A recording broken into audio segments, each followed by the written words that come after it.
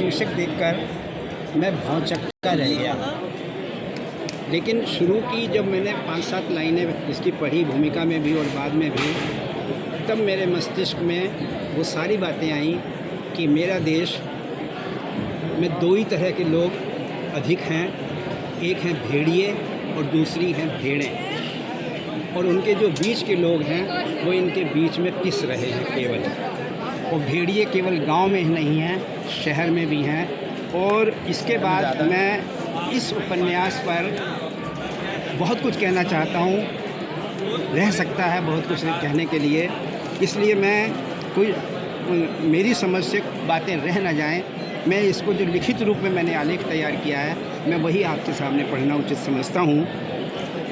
देश को स्वतंत्र हुए लगभग 8 दशक होने को हैं, यह हम सब जानते हैं। देश की अधिसंख्य आबादी ने स्वतंत्र भारत में ही जन्म लिया है। इसी वातावरण में उनका पालन पोषण भी हुआ है। आज जितना भी प्रशासनिक और राजनीतिक हमला है वह स्वतंत्र भारत की उपज है। फिर भी देश का लगभग हर गांव नर पिशाचों अर्थात भेड़ियों से भरा पड़ा है, और महिला देह का शोषण ही उनकी प्रवृत्ति है।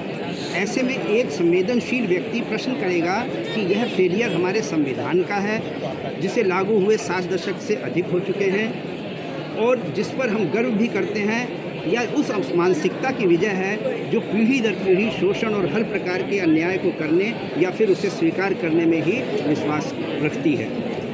हम कहते हैं कि आज सूचना तंत्र, इलेक्ट्रॉनिक मीडिया, समाचारों का फैलाव और इनके आधार पर सामाजिक सरोकारों के प्रति जागरूकता या फिर उससे जुड़े आंदोलन अदने से अदने व्यक्ति की पहुंच में हैं। मोबाइल ने परस्पर संपर्क के लिए तमाम दूरियों को लगभग समाप्त कर दिया है। तब भी देश के सभी गांवों में दबंगों के रूप में देह के भूखे भेड़ियों का तांडव चल रहा है।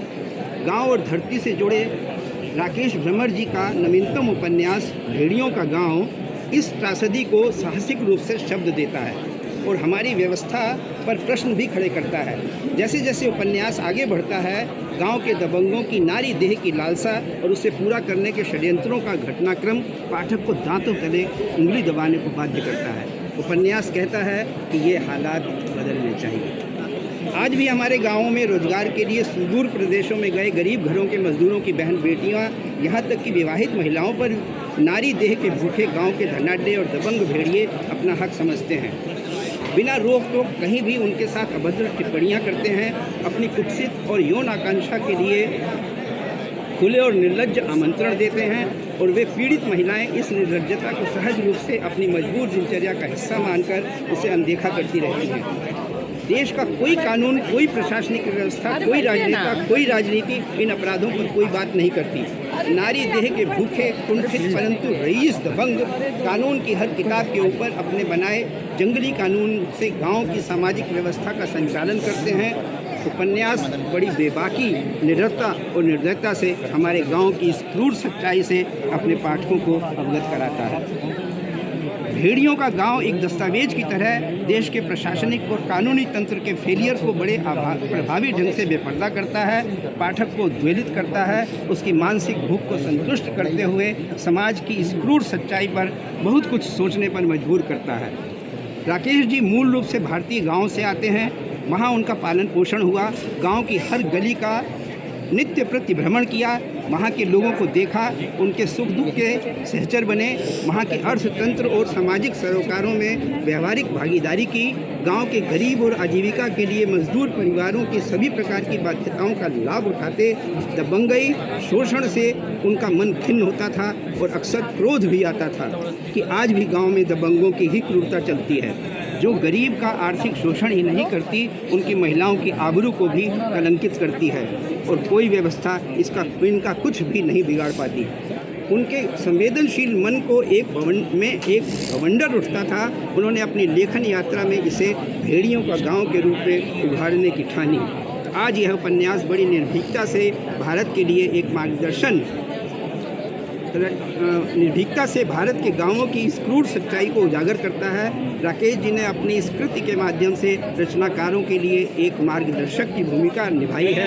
लेखक का कर्तव्य है कि वह समाज के उस शोषित वर्ग की मजबूरियों को पाठक के सामने लाए जिसके तले उसकी अस्मिता ही दांव पर लगा दी जाती है। यह कर्म पीढ़ी दर पीढ़ी निर्बाध रूप से चलता रहता है और तंत्र सब कुछ अच्छा की तर्ज पर चैन की बंसी बजाता रहता है।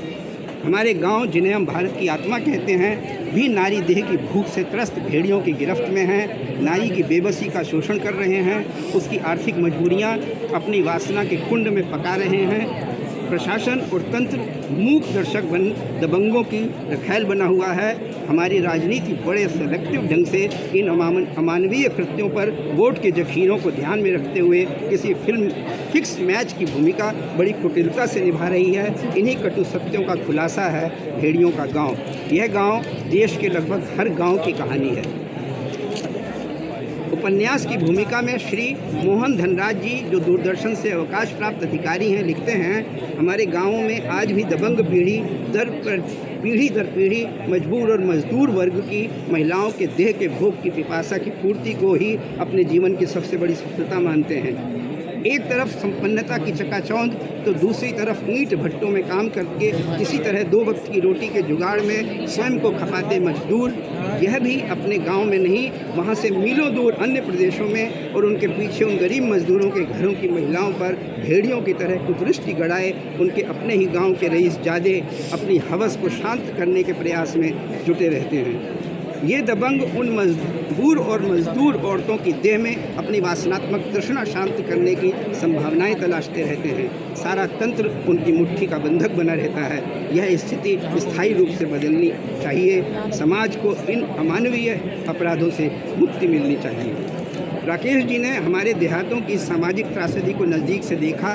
सौभाग्य से सीबीआई जैसे अपराध अन्वेषण विभाग में कार्यरत रहकर उन्होंने साहित्य में भी अपनी अपराध अन्वेषण की भूमिका के लिए स्वयं को तैयार किया और उनके गहन अध्ययन एवं चिंतन का परिणाम उनका यह उपन्यास भेड़ियों का गांव के रूप में हमें मिला है।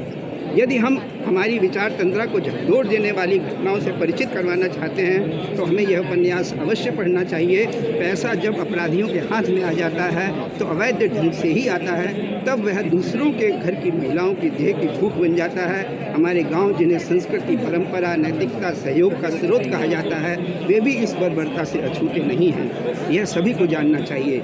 यही इस उपन्यास के अस्तित्व का उद्देश्य है।